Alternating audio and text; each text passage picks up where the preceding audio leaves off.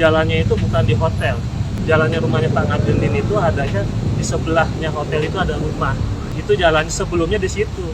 Jadi hotel itu bukan menutup jalan aksesnya. Kita tutup tembok batas pekarangan atau batas surat yang ada di sertifikat. Klarifikasi pihak hotel yang tutup akses jalan rumah Ngadenin 3 tahun dikurung tembok hotel.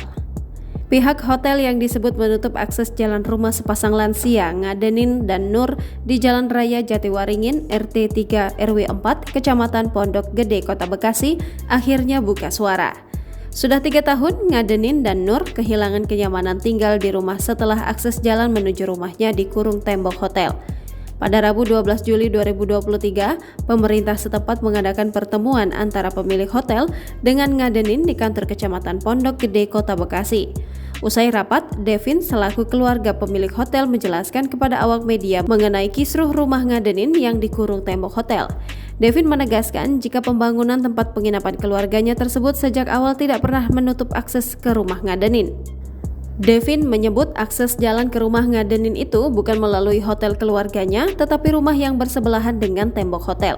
Namun Devin tidak menampik bahwa hotel keluarganya menutup samping rumah atau pekarangan rumah Ngadenin.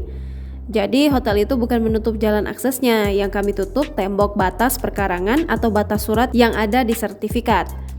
Jalannya itu bukan di hotel. Jalannya rumahnya Pak Ngadenin itu adanya di sebelahnya hotel itu ada rumah.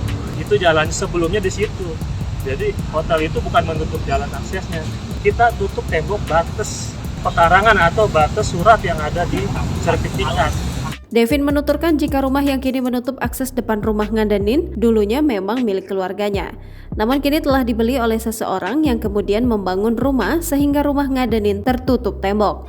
Pada 2021, lanjut Devin, keluarganya sempat menawarkan untuk membeli lahan rumah Ngadenin 8 juta rupiah per meter. Devin menyebut alasan pihaknya menawarkan harga 8 juta rupiah itu merujuk kepada NJOP atau nilai jual objek pajak per meter.